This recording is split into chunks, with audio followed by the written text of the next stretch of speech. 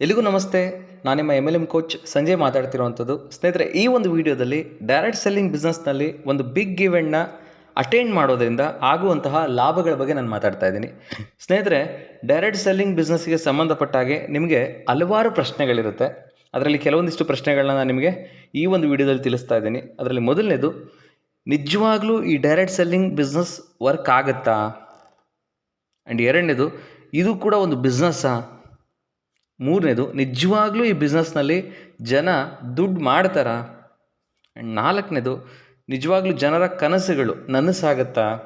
ಐದನೇ ಪ್ರಶ್ನೆ, ಈ ಬಿಸ್ನೆಸ್ ಎಲ್ಲ ಥರದ ಜನಗಳನ್ನ ಸಕ್ಸಸ್ ಆಗೋ ಥರ ಮಾಡುತ್ತಾ, ಅಥವಾ ಪರ್ಟಿಕ್ಯುಲರ್ ಕೆಟಗರಿ ಜನ ಮಾತ್ರ ಸಕ್ಸಸ್ ಆಗ್ತಾರಾ?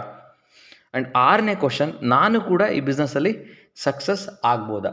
ಹೀಗೆ ಹಲವಾರು ಪ್ರಶ್ನೆಗಳಿರುತ್ತೆ.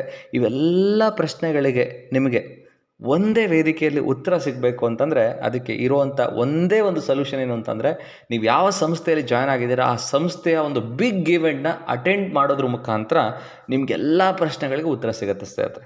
ಯಾಕೆ ಅಂತಂದರೆ, ಡಿಫ್ರೆಂಟ್ ಪ್ರೊಫೈಲ್ನಲ್ಲಿರುವಂಥ ಜನ, ಡಿಫ್ರೆಂಟ್ ಎಜುಕೇಷನ್ ಬ್ಯಾಕ್ಗ್ರೌಂಡಲ್ಲಿರುವಂಥ ಜನ, ಡಿಫ್ರೆಂಟ್ ಫೈನಾನ್ಷಿಯಲ್ ಬ್ಯಾಕ್ಗ್ರೌಂಡಲ್ಲಿರುವಂಥ ಜನ ಒಂದೇ ವೇದಿಕೆಯಲ್ಲಿ ಯಶಸ್ಸನ್ನು ಪಡ್ಕೊಂಡು ಅಚೀವರ್ಸ್ ಆಗಿ ಆ ಒಂದು ವೇದಿಕೆ ಮೇಲೆ ನಿಂತಿರ್ತಾರೆ.